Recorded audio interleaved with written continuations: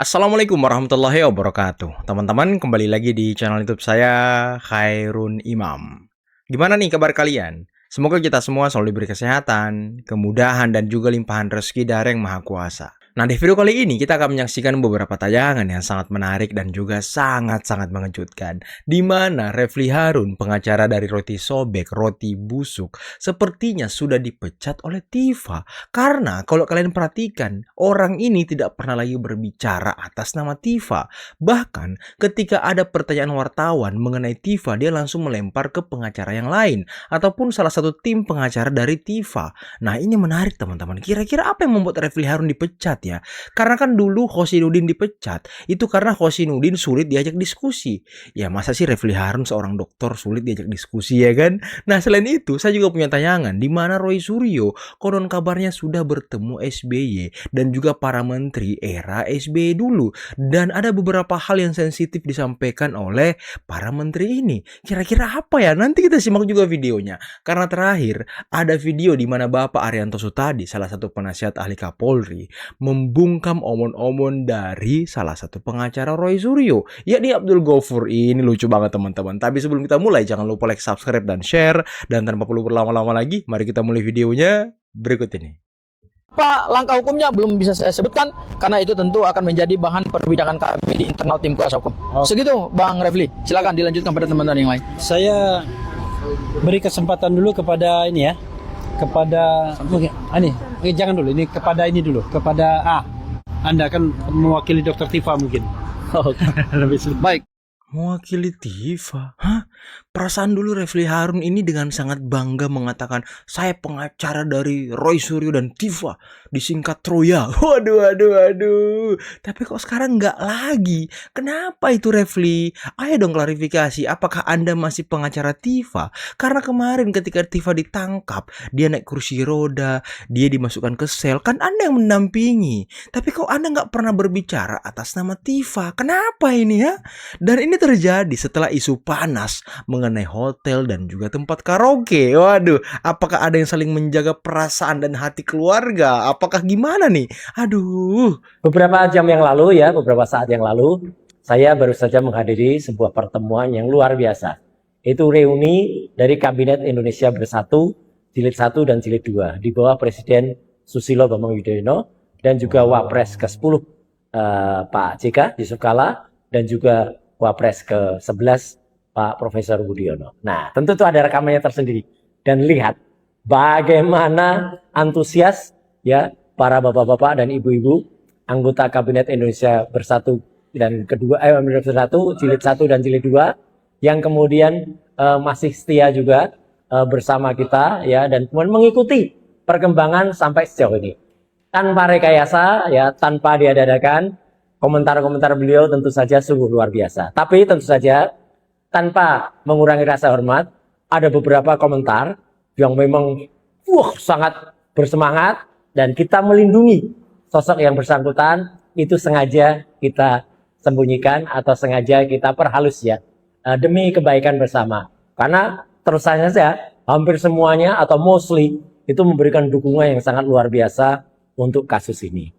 Wow, dia bertemu dengan SBY serta Kabinet Indonesia Bersatu era SBY dan mostly mendukung Roy Suryo. Artinya apa teman-teman? Artinya apa teman-teman? Waduh. Saya sih pribadi tidak mau berspekulasi. Saya tuh udah capek berspekulasi, dan saya selalu ingat apa yang dikatakan oleh Presiden ke-7 Bapak Joko Widodo. Kalau jangan mudah menuduh, jangan mudah curiga, jangan. Makanya saya tuh selalu sekarang positif, selalu ya tidak menyimpulkan hal-hal yang masih sangat sensitif, masih sangat perlu kita telusuri informasinya. Tapi ya walaupun Roy Suryo sudah membongkar informasi sensitif ini, ya saya juga nggak berani teman-teman untuk menyimpulkan. Tapi ya untuk mempersingkat waktu, coba kalian komen di bawah ya. Kira-kira maksud dari Roy Suryo tadi itu apa? Bertemu SBY serta Kabinet Indonesia Bersatu era SBY, dan mostly dari mereka mendukung Roy Suryo. Waduh. Mas Roy dan Bu Tifa ini kan tidak pernah dipanggil. Dulu Bang Sangaji, Pak Ya? Tifa tadi katanya alasannya tidak sesuai dengan alasan dari penyidik melakukan penangkapan. Pak Arianto. Ya itu kan menurut penafsiran dia. Loh, ini bukan menurut penafsiran saya. Ini ketentuan pasal 97 KUHP yang baru dan pasal 100 KUHP yang baru. Pak Arianto kalau mau bantah saya pakai pakai pasal juga dong. Jangan cuma penafsiran menyalahkan kami gitu loh. Pak Arianto kutip dong pasalnya biar clear gitu loh. Jangan cuma menyerang kami bahwa kami ini tidak punya alasan yang sah. Bapak ini penasihat ahli Kapolri. Minta tolong. Yang harusnya mendidik publik dan mendidik Polri gitu loh. Dengan argumentasi hukum bukan narasi. Cari panggung. Saya staf ahli Sebentar ya. Kapolri ya. Saya mengatakan Bapak ini advokat. Advokat itu kalau ngomong harusnya ya sesuai dengan hukum. Loh, saya baca undang-undang. Faktanya saya ya, udah Pak. kutip pasal 90, pasal Dengar, ini 100. tadi- Bapak mau kutip pasal berapa dalam KUHP? Tadi gini ya. Silakan Bapak kutip pasal. Bapak Saya jangan tidak butuh bicara pasal. tapi tanpa Saya tidak dasar butuh pasal, hukum tapi yuridis. gini ya, Pak. Inilah Kalau tadi penasihat asal ahli itu Kapolri kan kalau begini. Tidak pernah inilah baca advokat nih undang-undang. kayak gini nih. Oke, Bang Ini baca Sangaji, undang-undangnya, baca undang-undang yang lama. Nggak baca undang-undang yang baru. Bang Sangaji boleh Saya sebentar. kemarin cek sama penyidik ya, saya terpaksa buka ini. Dek, kenapa sih kok sampai gitu-gitu? Dulu saya mengira ya Pak, yang penting karena adalah ini penyidik ini sudah 11 bulan ya menyidik itu. Kayak ibarat bikin tesis kan. Tesis itu hampir selesai. Tesis itu akan dinyatakan selesai apabila tesis itu diserahkan kepada penguji. Oke. Dalam hal ini ya, penyidik sudah 11 bulan bikin apa itu tesis itu sudah selesai nih, tinggal nanti diserahkan pada penguji. Nah kalau nanti diserahkan pada penguji ternyata itu tesisnya yang nggak ada, kan dia nggak mau ambil risiko dong. Makanya ketika itu udah akan diajukan hari Senin, hari Jumat dia udah yakin harus sudah ada di tangan ini barang ini. Itu alasannya itu. Dan kemudian ternyata ya pada Kamis sebelumnya itu pernah dilakukan pemanggilan. Pak Arianto, pemanggilan dari kepada siapa Pak Arianto? Saya tanya Bapak. Saya tidak. Bapak jangan bicara dulu. Kami tidak pernah menerima surat Kita berikan pemanggilan. waktu satu-satu ya. gitu Kita akan berikan waktu jam Oke, Mas tolong hargai. Ini Oke, Pak Arianto. kata penyidik ya. Alasan itu tadi ya. Pemanggilan tapi tidak datang. Katanya waktu itu berobat ke rumah sakit Gatot Subroto. Astagfirullah. Tapi ternyata dia Saya hanya bisa demo istighfar. di tempat ini keterangan penyidik Pak. Ya. Kalau nanti Bapak Bisa di cross check ya nanti. di cross check Pak pada Arianto. waktu Ya. pra peradilan Oke. gitu. Kan saya nyatakan kenyataan ini bukan gini ya. Saya penasihat ahli bukan membela polisi. Polisi yang salah enggak sama sekali, demi Tuhan tidak. Saya hanya meluruskan inilah yang dikerjakan oleh polisi ya. Apakah dia itu sesuai dengan hukum apa tidak, itu tugas saya. Kalau polisi salah, saya bilang polisi goblok, salah ngomong goblok. Tapi kalau polisi sudah benar, jangan di framing bahwa polisi ini sewenang-wenang kemudian melanggar hukum. Makanya dalam hal ini ya, sehubungan dengan ini, berbeda penafsiran ini, jangan diperdebatkan di sini, saling menyalah-nyalahkan, pendapat Anda salah, pendapat saya benar. Nanti dilihat aja di peradilan ini nanti, apa yang terjadi di situ. Tadi katanya tidak ada dasar hukumnya. Ya itu kan tuduhan dia kan. Kalau saya bilang, saya ngomong berdasarkan hukum. Oke. Saya tahu kenapa peradilan itu ada untuk apa? Kenapa bunyinya begitu kan gitu kan? Saya tahu hukum. Saya tahu hukum ya. Baca bukan hanya apal pasalnya, tapi memahami betul kenapa hukum itu dibuat. Beda dengan beliau ini. Dia apal dengan pasal dan itu mengatakan dia menguasai hukum semuanya. Dia terangkan pada rakyat yang menurut saya tidak benar penerangan itu. Tawa aja lah. Itulah kira-kira. Ya sama ketawa Pak ya. Oke. Pertama ya, saya bantah ya. Oke. Saya hanya bisa mengucapkan astagfirullahalazim ketika Pak Arianto mengatakan bahwa Polda Metro Jaya pada hari Kamis sudah mengirimkan surat pemanggilan kepada tersangka. Saya katakan itu kebohongan besar. Emang tidak ditujukan? Tidak pernah ada pengiriman surat apapun kepada Mas Roy. Biasanya Polda itu mengirimkan dengan dua cara. Pertama melalui WhatsApp, dan yang kedua adalah dikirim langsung ke alamat rumah. Pada hari Jumat itu tidak pernah ada satupun surat yang datang dari Polda Metro Jaya. Jadi kalau Pak Arianto membenarkan ada surat, saya hanya mengatakan ya istighfar, ya astagfirullahaladzim. Langsung Itu datang satu. tidak pada Itu saat satu. penangkapan Nggak ada. ditunjukkan Ya suratnya? kalau surat perintah penangkapan iya, tapi surat pemanggilan itu tidak ada. Kan yang dipersoalkan ini adalah harus ada surat pemanggilan dulu, bukan surat perintah penangkapan. Ya karena sudah ditangkap maka ditunjukkan surat perintah penangkapannya. Bukan itu yang pokok perkara kita. Pokok yuridisnya adalah secara formil sebelum dilakukan penangkapan berdasarkan pasal 97 KUHP yang baru dan pasal 100 KUHP yang baru. Kalau Pak Arianto mengatakan dia yang menguasai hukum, ya saya mohon maaf, Pak Arianto tidak baca KUHP yang baru. Ya kan? Pak Arianto tidak membaca ketentuan tentang penangkapan yang diatur dalam pasal 97 KUHP yang baru dan pasal 100 tentang penahanan. Ya. Jadi ini bukan saya menghafal pasal, tetapi inilah kaidah norma hukum yang dibuat oleh negara supaya penangkapan dan penahanan itu dilakukan secara hati-hati dengan menghargai prinsip kemanusiaan. Itu hal yang pertama. Hal yang kedua, Mbak, Banyak Mungkin kali singkat kenapa. saja ya Bang Sangaji. Pak Arianto mungkin lupa bahwa kepolisian itu punya perpol sendiri terkait dengan penyidikan tindak pidana. Perpol nomor 6 tahun 2019. Di pasal 29 ini lagi-lagi saya harus ingatkan Pak Arianto, pada pasal 29 ayat 2, apabila tersangka tidak ditahan dan dikhawatirkan akan melarikan diri dan tidak kooperatif pada saat mau diserahkan kepada penuntut umum, maka tersangka kemudian harus dilakukan penangkapan dan penahanan. Jadi alasannya harus punya kekhawatiran dulu melarikan diri. Oke, kita sama-sama Makanya ya. kemudian hukum Tunggu mengatur hasil bahwa ujinya pada harus ada persidangan pemanggilan hari yang ini. sah. Pak Itu Bagi ketentuan akan datang hukum kan, gitu. kata Pak Arianto tadi, 9 hasil ini nanti seperti jam- apa? Ya, lihat, Ya, lihat jam 10 ya. Bang Rifai juga udah senyum-senyum aja nih dari tadi. Betul, kita lihat nanti pra peradilannya ya kan, Terima kasih, seperti Bapak, apa. terima kasih Bang Rifai, Bang Sangaji, Pak Arianto Sama-sama. sudah bergabung sama kami di Cuma nanti ya, kalau pra-peradilan mereka ditolak, kalau tidak dikabulkan pra-peradilan mereka, ya tuduhannya sama lagi teman-teman. Selama ini kan dia menuduh penyidik itu di bawah kontrol Solo, di bawah perintah Jokowi. Nah, itu tuduhan-tuduhan yang selalu mereka utarakan. Selalu mengikuti arahan atau keinginan Jokowi dan pendukungnya. Ya nanti lihat aja, kalau dia kalah lagi di pra-peradilan, tuduhan yang sama juga akan dialamatkan kepada si hakim atau si pengadilan itu. Karena apalagi kalau kita lihat hakimnya yang menyidangkan itu cuma satu teman-teman. Nanti dipertanyakanlah integritasnya, nanti dipertanyakanlah apanya. Dan hari Kamis ini kan jadwal wajib lapor Roy Suryo. Dia tidak wajib lapor di hari Kamis, malah pergi ke Bandung, pergi kumpul-kumpul sama oknum-oknum purnawirawan jenderal yang memang benci dengan Pak Jokowi dan benci terhadap pemerintah. Itu yang dilakukan. Kenapa Anda nggak wajib lapor? Hah? Hari Kamis itu jadwal Anda wajib lapor, bos. Anda itu tidak wajib lapor, makanya ditangkap. Aduh, mungkin ya kalau Anda wajib lapor di hari Kamis, udah nggak keluar dari Polda, langsung ditahan. Tapi Anda pergi omon-omon di sana di Bandung, bikin video acara apa-apaan tuh sama orang-orang tua tuh, nggak tahu saya. Aduh.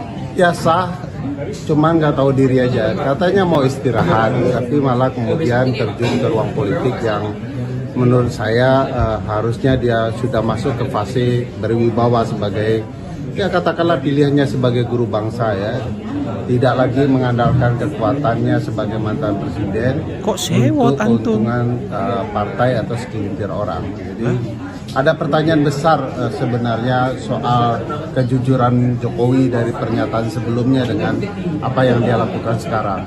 Dia menyatakan akan istirahat, akan pulang kampung, jadi warga negara biasa. Ternyata kemudian menjadi mesin politik partai tertentu, yaitu partai anaknya sendiri. Lah apa salahnya sih?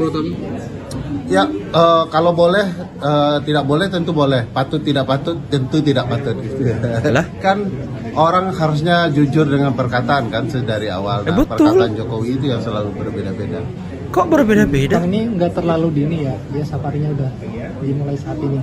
Iya dong, karena kan dia ingin mengatakan bahwa akan sanggup memperjuangkan partai ini. Dia butuh untuk partai ini dapat angka-angka yang layak untuk masuk parlemen sedari dini untuk maju. Sekaligus mau kasih tahu berbagai pihak bahwa dia masih bekerja, termasuk kepada Presiden Prabowo lah gitu ya. Dan Kok fokusnya panik berarti ya untuk lawan-lawan politik Jokowi? Masa Ya? untuk yang lain gitu. Tentu untuk anak sendiri lah. Kok panik orang-orang ini ya?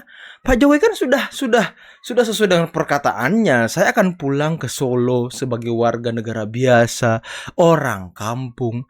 Ya beliau pulang ke Solo. Beliau, wah, ini kok lawan-lawan politik Pak Jokowi kok takut semua ya? Pak Jokowi turun gunung. Katanya tadi boleh, tapi tidak patut. Ih, tidak patut karena Anda tidak bisa ngalahin Jokowi kan? Makanya Anda bilang tidak patut. Aduh, kasihan sekali. Yang patut siapa yang berpolitik? Anies, ha? Yang patut siapa yang berpolitik? SBY. Yang patut siapa tuh yang patut? Megawati. Aduh. Udahlah, Anda ini susun saja skenario, video-video Anda. Lanjutin dirty vote Anda. Sehingga nanti mungkin bisa memenangkan hati masyarakat. Kemudian calon Anda bisa terpilih sebagai sebagai presiden. Itu aja yang Anda lakukan. Nggak usah Anda lakukan hal-hal lain. Nggak perlu. Anda nggak perlu mengomentari Pak Jokowi keliling.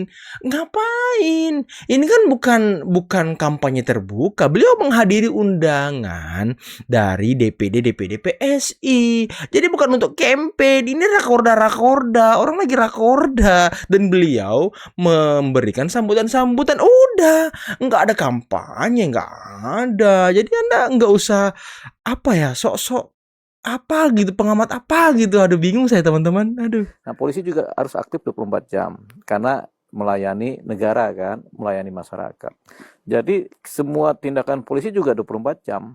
Jadi kalau penangkapan atau jemput paksa atau jemput bawa itu bisa pagi hari, bisa siang hari, bisa sore hari, bisa malam hari, bisa subuh-subuh. Itu udah memang standar begitu. Bukan sesuatu yang kemudian kita anggap sebagai sesuatu yang tidak lazim. Bahkan kalau pembunuh itu kadang-kadang jam 2 pagi, kapan waktunya, atau perkara narkotika, kapanpun ada ya dijemput. Jadi itu lazim. Semua perkara adalah sama dalam konteks prosedur. Jemput bawa, jemput paksa, penangkapan, sama penahanan juga kadang-kadang malam hari.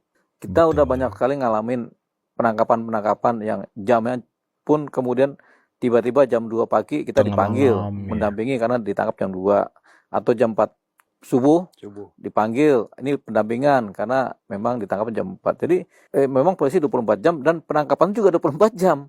Begitu. Nggak ada nunggu-nunggu pagi atau nunggu siang itu baru ditangkap, enggak. Pokoknya orangnya ada, kedet-kedetnya ketahuan, lokasi di mana, waktunya dia sudah ada surat penangkapan ditangkap. Ada surat jemput bawa, dijemput. Jemput paksa. Jadi itulah yang memang sudah standar ya. Jadi kalau tadi dibilang Roy Suryo bilang kayak 30 PKI, ya menurut apa yang dialami oleh dia kan. Karena dia pernah nonton 30 PKI, terus kok saya sama kayak PKI gitu. Ya padahal dia ya namanya dia tersangka. Kalau dia musamakan ya enggak, konteksnya beda. Karena PKI itu persoalan politik sama perilaku politik yang jahat, dan dia adalah persoalan dia sebagai tersangka. Tapi ya semua penangkapan sama modelnya begitu. Jam subuh-subuh juga kalau memang waktunya ditangkap, tangkap aja. Kalau subuh gimana cara nangkapnya? Coba. Pasti kan bilang RT, bilang RW, getok pintu malam-malam. Mungkin yang sama kayak PKI-nya itu bukan Roy Suryo-nya ya. Yang sama kayak PKI-nya mungkin dia lagi tidur mimpi macam-macam, digedor-gedor kan, kayak PKI aja gue kan gitu. Jadi begitu. Jadi ya itu nggak perlu inian ya sama Roy Suryo. Jadi pikiran dia atau apa yang dialami mungkin dia menafsirkan sebagai sesuatu yang dilakukan oleh PKI. Padahal memang penangkapan terhadap dia itu memang lazim. Penangkapan terhadap orang yang diduga tersangka juga lazim. Sangat lazim. Bisa pagi, bisa siang, bisa sore, bisa malam, bisa subuh. Wah, di situ saya nangis. Dan itu pertimbangannya ada di kepolisian, penyidik itu ya Bang ya? Bukan, kadang-kadang dicari orang ini pagi-pagi nggak ketemu. Nongkrong di Blok M, dicari Blok M nggak ketemu. Katanya pindah ke Priuk. Katanya pindah ke... Jadi pas subuh-subuh dia baru ada di rumahnya. Pas di rumahnya lah. Udah pas di rumahnya ya ditangkap kan gitu. Jadi sikon namanya, situasi dan kondisi. Oke. Gitu. Kemudian mereka soroti soal perlakuan petugas polisian yang datang menjemput paksa itu. Katanya masuk kamar sampai Roy gak diberi kesempatan untuk ganti pakaian, pakai sepatu dan lain-lain. Ya memang begitu. Oh jadi gak kayak bertamu ya, tunggu mandi dulu. Yang penting lapor RT RW. Kemudian datang, ayo Pak, buru-buru. Coba perhatikan penangkapan siapapun juga yang ditangkap polisi. Sama aja. Udah untung nggak diucapin selamat ulang tahun. Betul, dibawain kue. Kan? Pelaku-pelaku. Iya, jadi emang begitu. Penangkapan itu memang begitu. Surprise. Ya udah, ayo berangkat sekarang. Kenapa? Karena penangkapan atau jemput paksa atau jemput bawa itu sangat situasional sekali. Kalau berlama-lama di rumah pun nanti kalau ada apa-apa orang bisa nyerbu. Orang nggak tahu kan ini ada apa, ada perampokan atau apa, orang bisa nyerbu. Makanya cepat, tegas, efisien, efektif. Nggak basa-basi ya. Jangan basa-basi gitu. Karena kalau basa-basi kelamaan terjadi salah isu tiba-tiba keluarganya bilang ini maling, ada maling, ya nanti kasus kan Repot. gitu. Makanya secepatnya begitu. Yang namanya ambil bawa diambil dan dibawa langsung. Jemput paksa dijemput dengan paksaan. Penangkapan ditangkap langsung bawaan begitu. Yang penting mengeluarkan identitas sebagai polisi dengan surat-surat yang lengkap. Paling tidak RT atau RW dikasih tahu. Nah tuh sudah banyak pakar-pakar hukum di Indonesia ini yang mengatakan bahwa penangkapan Roy Suryo, upaya paksa yang dilakukan penyidik terhadap Roy Suryo dan juga Tifa, itu sudah sesuai dengan prosedur hukum. Itu sudah seperti apa yang biasa dilakukan polisi. Kan nggak mungkin. Contoh misalnya Roy Suryo kan mengatakan sama seperti G30 SPKI, saya tidak sempat pakai sendal, tidak sempat pakai kolor ya kan. Contoh misal polisinya datang, tok tok tok, tidung tidung tidung, Pak Roy. Oh, dibuka sama Roy. Oh, apa ini Pak? Ini Pak ada surat penangkapan penahanan terhadap Bapak. Wih, ini suratnya Pak. Kami akan membawa Pak. Kan nggak mungkin Roy Suryo bilang, tunggu ya Pak, saya mandi dulu, saya ganti baju dulu dengan baju yang bagus, saya mungkin pakai kolor dulu. Kan nggak mungkin. Jadi kalau Anda buka pintu, terus yang buka itu sudah Roy Suryo, dikasih surat penangkapan, udah langsung dibawa. Begitu caranya kemudian mencari barang-barang bukti tambahan di rumah tersebut. Karena hal itu yang terjadi. Dan seperti itu lazimnya penangkapan. Nggak mungkin, ya Pak izin, kami mau bawa Bapak. Bapak mungkin bisa dandan dulu, Bapak mungkin bisa sisiran dulu. Seperti yang biasa Bapak lakukan. Biar ganteng gitu sisiran. Kan nggak mungkin. Aduh, ini orang kalau ditangkap itu ya tangkap bawa, nggak mungkin tangkap terus masukin ke salon, nggak mungkin Roy, nggak mungkin. Jadi gimana pun model kau saat ditangkap, ya udah dibawa langsung, nggak perlu nunggu Anda dandan dulu, nggak perlu nunggu Anda mandi dulu, pakai kolor dulu, nggak perlu. Aduh, mungkin itu yang Anda anggap sebagai G30S, karena kan ya jenderal-jenderal ini dulu seperti itu juga, ditangkap. Ayo dipanggil sama pimpinan presiden atau apa gitu ya kan, langsung dibawa tanpa mandi, tanpa ganti baju. Ya mungkin hal seperti itu yang dibilang Roy mirip G30S. Cuma tadi si Abdul Ghafur sok-sokan banget ya depan penasihat khusus Kapolri ini. Cuman kalau saya lihat ya gelagat-gelagat Ghafur ini cuma mencari exposure ya. Ini hanya dugaan saya teman-teman ya, hanya ingin mencari popularitas lewat kasus ijazah ini. Ya ingin mungkin menaikkan rating gitu ya kan, ketika nanti kasus ijazah ini selesai. Ya udah, dia tetap pakai jas, mungkin Roy Suryo pakai rompi oranye. Karena tadi waktu saya live tadi siang, saya tuh sempat foto satu komentar netizen yang sangat-sangat membuat saya tercengang teman-teman. Kalian baca komennya ya, kita baca komennya. Pemenangnya para pengacaranya tetap gajian. Roy Suryo Tifa ditahan. Nah ini pentingnya pengacara-pengacara Roy Suryo yang suka pakai jas-jas itu, Abdul Ghafur, Kosinudin, Refli Harun. Nanti kalau kliennya ini masuk penjara, divonis, dihukum misal 12 tahun penjara, ya udah dia masuk bui. Pengacara-pengacaranya berpesta ria, meraup semua keuntungan-keuntungan yang selama ini dia dapatkan selama mengawal Roy Suryo. Yang pertama apa? Popularitas. Semakin banyak dikenal, semakin banyak klien. Itu yang biasa dilakukan oleh pengacara. Tapi ya udahlah teman-teman, mungkin cukup sekian video kali ini. Jangan lupa like, subscribe, dan share videonya. Akhir kata, billahi taufiq wal hidayah. Assalamualaikum warahmatullahi wabarakatuh. Bye-bye.